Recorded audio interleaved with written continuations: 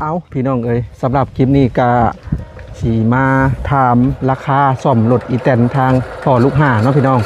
ตอนนี้ทางสร้างเพิ่นก็มาเลย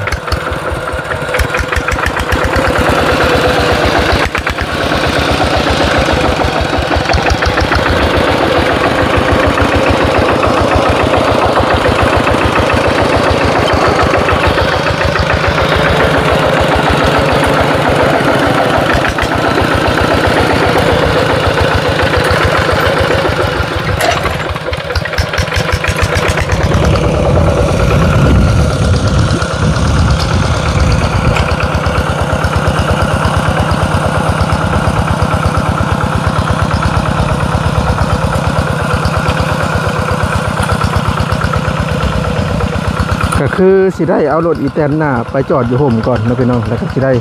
สอบถามทางสร้างเพิ่นว่าเบิดไปเท่าใดเนาะซึ่งงบผู้ใหญ่ใจดีเพิ่นให้มา 3,000 นะพี่น้องว่าสิพอบอเนาะพอ 3,000 เนี่ยได้ล้านกว่านะพี่น้องมารอรุ่นนำกันนะพี่น้องก็สิให้ทางสร้างเพิ่นแนะนำเพิ่มเติมว่าเพิ่นเปลี่ยนอีหยังแน่เปลี่ยนลายตัวนี้คูนึงอันละ150,000บีนี่3คู่แสดงว่า6 ลูกมันมี2ลูกมัน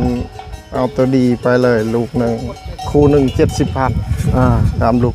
แล้วก็ตัวนี้เส้นละ100,0003เส้นละแสนตัวนี้เส้นประกับเดียวเส้นปลายตัวนี้เส้นสาวคู่หนึ่งแล้วก็ตัวใดอีกตัวนี้สลักตัวนี้ก็เส้นปลายเส้นสาวตัวนี้นะคู่หนึ่งตัวนี้อันนี้เขาเอิ้นว่าอันคอนี่มันจอดใส่แล้วก็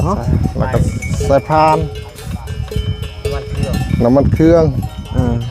ดีขาดนะอยู่นี่2ลูกแล้วก็ตัวนี้น้ำน็อตพวกน็อตเนี่ยก็ใส่ไม้หมดแล้วก็ทั้งนี้น้ำบ่แม่นน็อตอันนี้แม่นเนาะแม่นแล้วก็อันตัวนี้ตัวนี้นะก็ถือว่าอัปเดตรายการเลยเนาะรายการเลยแล้วที่นี่แหละราคาได้2 ล้านถึงค่าจอดนำค่าแรงนั่นแหละรวมค่าแรงนำบ่โอ้เพราะว่าเขาซื้อเครื่องก็มัดล้านปลายอะไรมันนะล้านเท่าไรก็มัดล้าน7ราคาแรงเพิ่นประมาณ300,000แม่กับดีเป็น2 ล้านแม่ก็คือตัวเจ้าจอดน่ะคือจอดตัวนี้เนาะตัวนี้ติดเล็กนะจอดติดบนได้หักเขาก็จอดให้เลยนะแล้วก็น้ำมันเครื่องจักรทอเนี่ยก็ใช้ไม้นี่เนาะแม่แล้วเพิ่นก็อัดซีดให้นำแม่พี่น้องเจ้ามี QR code บ่มีบ่ได้เปิดบัญชียังบ่ได้เปิดโอนเข้าบัญชีผู้อื่นได้เยอะหมู่เพราะค่อยนะบ่ได้ถือเงินสดเดียวอันบัดค่อยเข้ามาเทื่อหน้าจังเอาได้บ่ได้บางทีเขาสิถือเงินสดมาเลยแม่น2 ล้านเนาะรวมค่ามือแล้วพี่น้องค่าอุปกรณ์เพื่อซื้อนี่ล้านกว่าประมาณ1.7 ล้านกว่า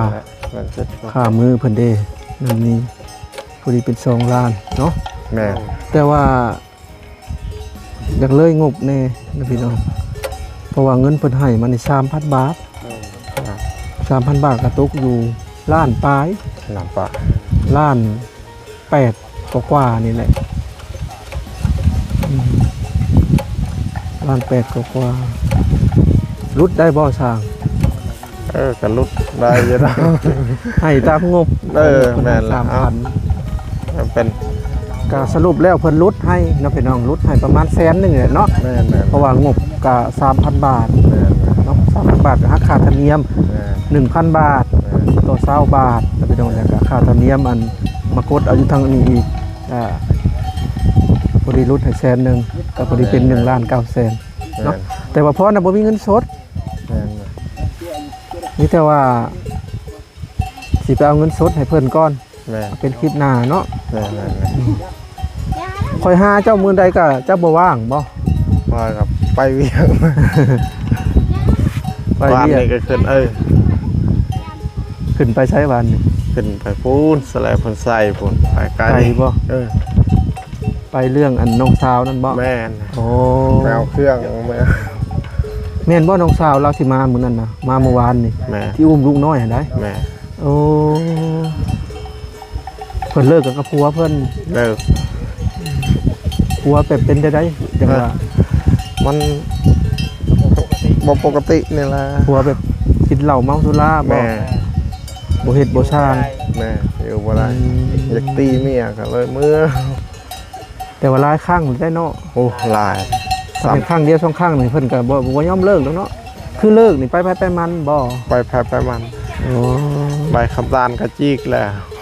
ใบน้ำตาลใบทะเบียนสมรส แม่น สีกทิมเลย จีกเลย สละชิด บ่มีหยังคู่กันแล้วเนาะ แม่ ไม่ใช่แหละเนาะพี่น้องเรื่องครอบครัวก็มันบ่แน่บ่นอนเนาะ แม่ บางคนก็ลูกใหญ่จนเป็นมีความมีครัวเลิกก็ยังมี แม่แม่ อ่ะนะพี่น้องก็พอดีเป็นมือใหม่เนาะซึ่งในต้นคลิปนะบ่พอถ่ายตั้งแต่เมื่อวานนี่นะพี่น้องสังเกตทางสร้างมันเปลี่ยนเสื้อใหม่เนาะพวกคลิปอันต้นคลิปนะถ่ายตั้งแต่เมื่อวานนี่ก็เลย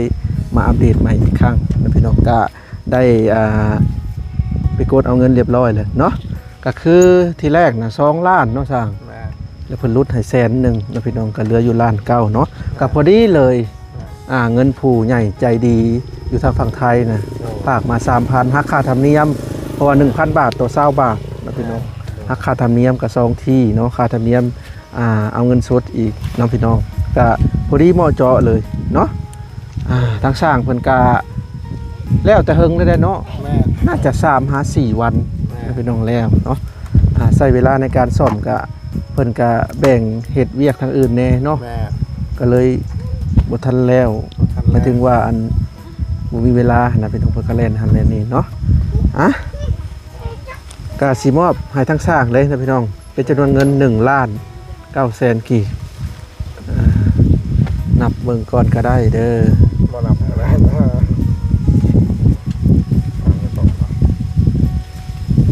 นับเบิ่งดูนะพอลูกหา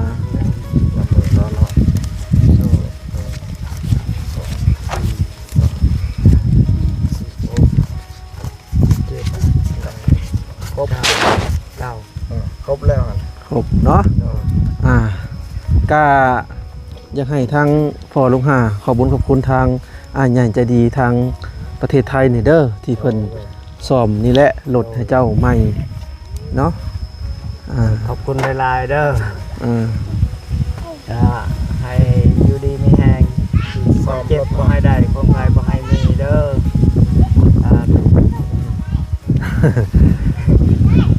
ก็ถือว่าดีใจเนาะ โดย สำได้รถใหม่เนาะสร้าง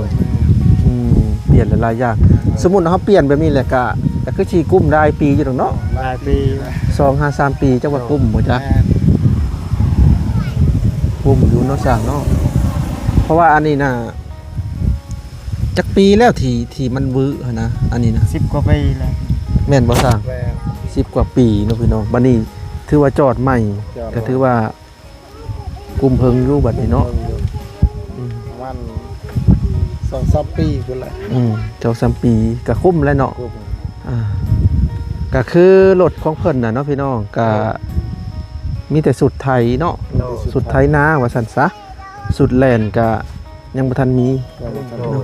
แก้พื้นแก้หยังบ่ได้ ได้แต่สุดไทยนาเนาะสุดไทยนาก็คือครบแล้วบัดนี้อัปเดตใหม่เบิดนะพี่น้องเนาะอัปเดตใหม่เบิดยังแต่สุดแลนบัดนี้สุดแลนก็โอ้ก็ต้องใส่งบหลายนะพี่น้อง แม่ คือประพรไปทามเมืองข้าวๆมื้อนั้นก็ 9,000 บาทเริ่มต้นเนาะ 9,000 บาทอันนี้บ่รวมทางบ่รวมคัดซีบ่รวมไม้เนาะพี่น้องถ้าว่าอยากได้สุดแลนถ้าว่าต้องมีงบอยู่ประมาณ10,000 กว่าบาท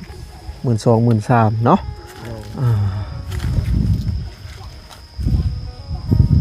ถ้าว่ามีสุดแลนนี่ก็สบายเนาะพอลุงหาเพราะว่าสิได้แก้พื้น แก้ไม้ หรือว่าพาไปแต่ลงตลาดเนาะ โดย ไปจุดชุมไปเบิดครอบครัวก็โอเค โอเคเนาะ อันนี้เพิ่นแบบว่าก็คือเวลาไปหันก็ต้องยืมรถเนาะ โดย ยืมรถกับเจ้าก็ใส่น้ำมันให้เพิ่นนั่นนี่แต่ว่ามีสุดแล่นก็ยังแล่นได้ปกติเนาะ ปกติ เกียร์2เกียร์3 โดยไปหมด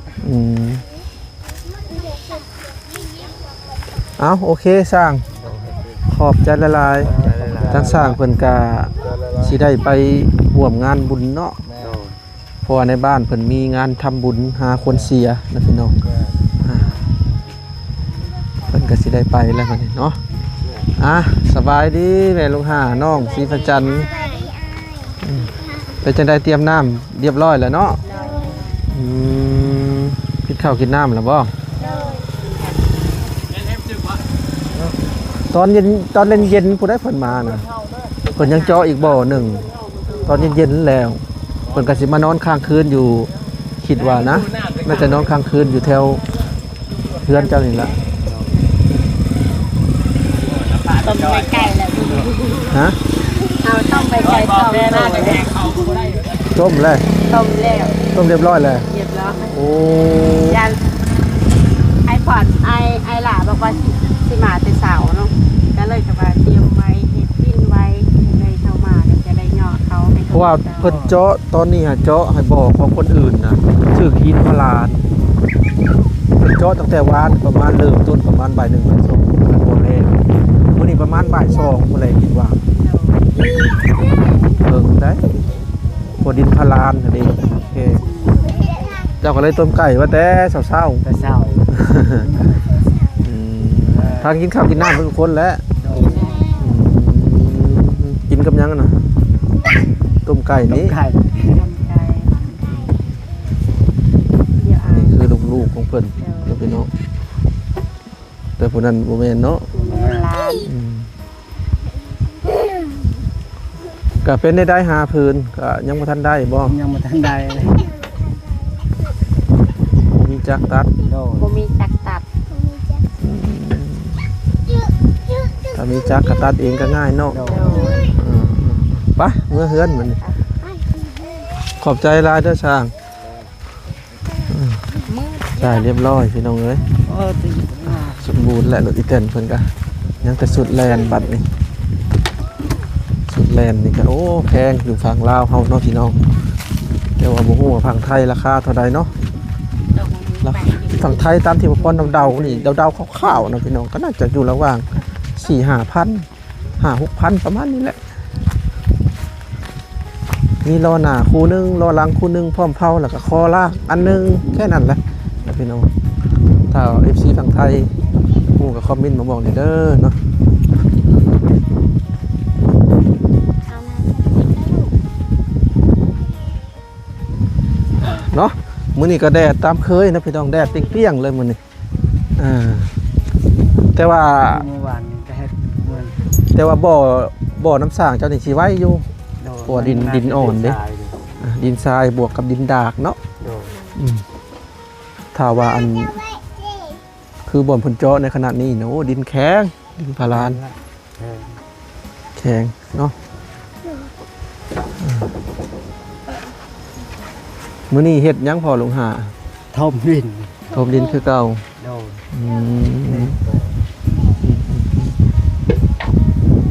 ดินทมหยังเนาะ กันเยือนนั่นเอง แห้งแล้งพี่น้องลมพัดดีๆ สภาพอากาศ จะตายหมดแล้วตัวมีน้ ประมาณอาทิตย์หนึงใกล้ตายนะเนาะ ตายแล้ว ตาย เพราะว่าเดี๋ยวเสียต้องหาน้ำมาหดเนาะ ำเฮาสิตัดเรื่องนี้แหละกา โอ้แม่นบ่ เฮาสิฮดพาลูก มันไม่พี่น้องดินขาว นี่รอไว้แบบนี้เลยเมื่อตอนเย็นๆตอนค่ำ หดเนาะ ฮดแล้วตอนเช้าแล้วมันจะสุก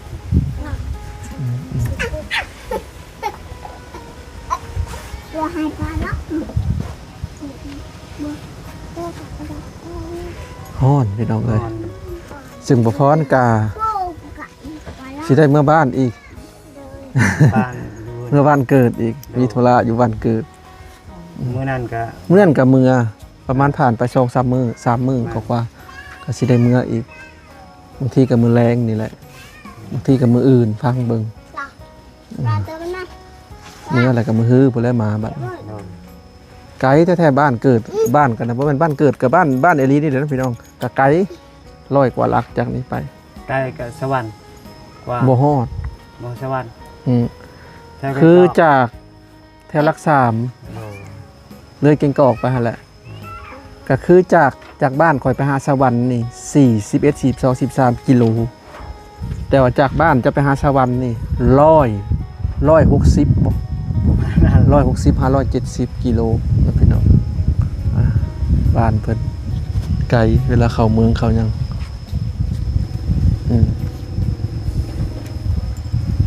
หน้าตาคือกันเนาะ โดย คือแม่บ่ เจ้าเลย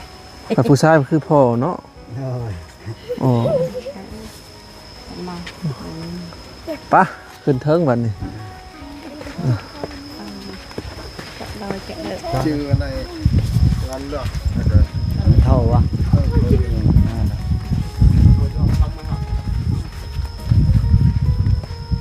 สิไปจันเบิ้ลเลย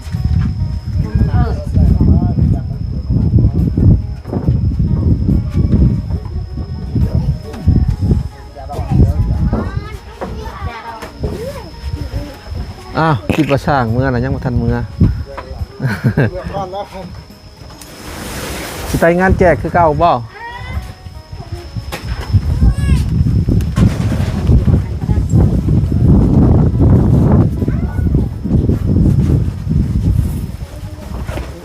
น้องพี่น้องก็พอดีว่าเปลี่ยนมุมเนาะขึ้นมานั่งในเทิงเฮือนเทิงซานเพิ่นก่อนเพราะว่าอยู่ข้างล่างมันแดดเนาะคือจังหวะมื้อนี้น่ะสิเข้าไปจุดสุ่มซั่นบ่ โดย เข้าไปทางบลาบอกให้เข้าไปจุดสุ่ม โดย ขับรถอีแตนไปนํบ่ โดย ไปซื้อหยังเด้เนาะ ก็บ่ฮู้น่าจะเครื่อง คือเพิ่นว่าซื้อเครื่องซื้อของนี่แหละแต่บ่ฮู้ว่าเป็นอีหยังเนาะก็มีแต่ว่า FC ท่านใดก็อยากเข้าไปเบิ่งทางช่องเพิ่นก็สามารถเข้าไปเบิ่งได้เนาะพี่น้องว่าเพิ่นสิซื้ออิหยังมาให้ทางครอบครัวพ่อลุงหาเนาะ โดย หอมมะลีเนาะแต่ก่อนพากันนอนอีกันนี่เนาะ โดย ป้าดอก4 เมตรฮอดบ่3 เมตรกว่าๆเนี่ยมันจะ ประมาณ3เมตร นั่นเป็นเนาะบัดมีห้องนี่ก็กว้างขึ้นนี่ เท่ากันเนี่ยเป็นนี่ ก็ออกไปกว้างกันอีก บ่ครบ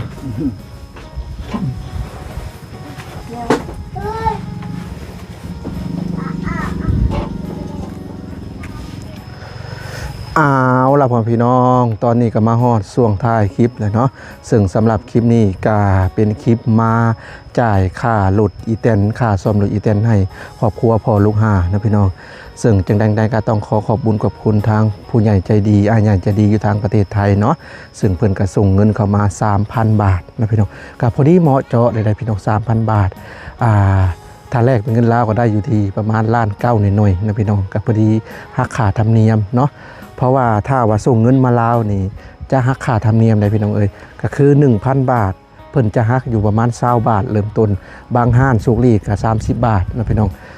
คือพระพรก็ถึกหักไป20 บาทเนาะ1,000ต่อ20 บาทนะพี่น้องซึ่งทางพระพรก็ดีใจนำทางครอบครัวพ่อลูกหาหลายๆนะพี่น้องที่มีรถอีแตนใส่งานไถนาเนาะแต่ตอนนี้ก็ยังแต่สุดแลนเนาะพี่น้องซึ่งสุดแลนนี่เมื่อวันก่อนพระพรไปธุระแล้วก็เลยสอบถามเบิ่งเนาะพี่น้องเพื่อว่าหลายๆคนอยากฮู้ว่าราคาเท่าใดนะพี่น้องพระพรได้ถามแล้วนะพี่น้องก็คือราคา 9,000 บาทนะพี่น้องสุดแลนนะ9,000 บาทมีหยัง 9,000 บาทก็คือมีล้อหน้าคู่หนึงล้อหลังคู่หนึงพร้อมเผาแล้วก็ข้อลากอันหนึงนะพี่น้อง 9,000 บาทเนาะพระพรเชื่อว่าถ้าเป็นอยู่ฝั่งไทยนะน่าจะบ่ฮอดนะพี่น้องน่าจะอยู่ระหว่าง 4-5,000 หรือว่า 6-7,000 นี่แหละเพราะว่ารถคันนี้ก็เป็นรถที่พ่อเอาให้เป็นรถมูลรถบางแหละเพิ่นยุกให้เห็นทางเพิ่นบ่มีรถนะเนาะเพิ่นก็เลยยุกให้ก็นี่แหละยุกให้แต่หัวมันพอได้ไทยนะพี่น้องก็พอดีมีทางอาใหญ่ใจดีซอยก็ถือว่าอัปเดตหลายรายการนะพี่น้องก็ถือว่าดีเด้ดีแล้วก็แน่นหนาเนาะ เอานะพี่น้องสำหรับคลิปนี้บ่พร้อมกับสิได้ขอตัวจบคลิปเพียงเท่านี้ก่อนเนาะก็มีแต่ว่าติดตาม EP ต่อไปนะพี่น้องซึ่ง EP ต่อไปบ่พร้อมกับสิได้มาอัปเดตทางครอบครัวพอลุงหาคือเก่านะพี่น้องซึ่งตอนเย็นๆนะทางรถเจาะน้ำสร้างบาดาลเพิ่นก็สิเคลื่อนมาเจาะให้นะพี่น้องก็น่าจะมื้ออื่นพุ่นละจะสิเริ่มเจาะหรือใดๆเนาะเอาพี่น้องเอ้ยบ่พร้อมขอตัวไปก่อนเด้อเอาไว้โอกาสหน้าพบกันใหม่เนาะไปแล้วพี่น้องสบายดีและสวัสดี